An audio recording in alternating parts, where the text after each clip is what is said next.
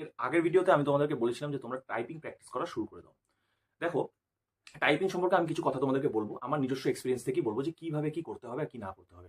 দেখো, টাইপিং এর স্পিড তোমার যেটা পিএসসি ক্লার্কশিপের জন্য চাই সেটা হচ্ছে 20 ওয়ার্ড পার মিনিট, 20 ওয়ার্ডস পার মিনিট। এবার সেক্ষেত্রে তোমার কিন্তু প্রচুর যে হাই স্কিল টাইপ করতে হবে সেরকম কিন্তু কোনো ব্যাপার নেই। কিন্তু এখানে একটা ব্যাপার হচ্ছে যে তুমি তো শুধুমাত্র নিশ্চয়ই পিএসসি ক্লার্কশিপ নিয়ে থাকছো তা তো না, তোমাকে সিএইচএসএল এর জন্য টাইপিং করতে হতে পারে, সিজিএল এর জন্য কিছু ক্ষেত্রে করতে হতে পারে, এবং এনটিপিসির যে পরীক্ষা আরবি তার ক্ষেত্রেও কিন্তু কিছু ক্ষেত্রে টাইপিং এর দরকার হয়।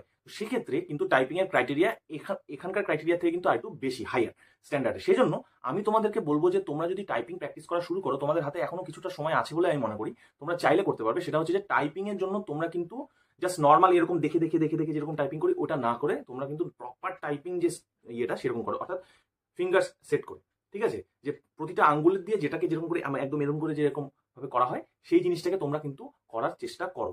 এটা করতে একটু কষ্ট হবে, আমি আমার নিজের এক্সপিরিয়েন্স থেকে বলছি। আমি যখন প্রথমে টাইপ প্র্যাকটিস করা শুরু করি তখন আমি এইভাবেই করতাম, এইভাবে। আমার বাবা যখন সেটা দেখে, পুরোনো দিনের মানুষ তো টাইপ রাইটারে, তারা মানে ওই সময়কার সবাই কিন্তু টাইপ রাইটারের কোর্স করা থাকতো।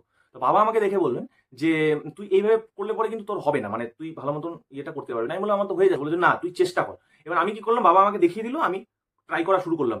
এমন হলো যে আমি একসময় গিয়ে বললাম তোমার এটা কি, তোমার আমার তো স্পিড আরো কমে গেল। বললো যে ধৈর্য রাখ, স্পিড আসবে, স্পিডটা বাড়বে, ধীরে ধীরে বাড়বে।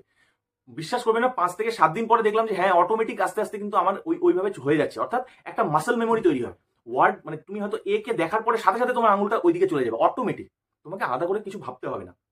সেই যে মাসেল মেমোরিটা তৈরি হয়ে যায়, এটা যদি তুমি তৈরি করতে পারো তাহলে তোমার সুবিধা হবে। এই পরীক্ষাতে তো যা হওয়ার হবেই, সুবিধা হবে বাকি পরীক্ষাগুলোতে যেখানে কিন্তু 35 ওয়ার্ড পার মিনিট এরকমও কিছু কিছু পরীক্ষা আছে যেখানে দরকার হয়। সেটার জন্য কিন্তু তুমি কোনোভাবেই নর্মাল টাইপিং করতে পারবে না। এই জন্য আমি তোমাকে বলবো এখনো সময় আছে, তোমরা সেই জিনিসটাকে প্র্যাকটিস করো, অর্থাৎ ফিঙ্গারের যে সেটিংটা সেটা করো এবং মাসেল মেমোরি তৈরি করার চেষ্টা করো।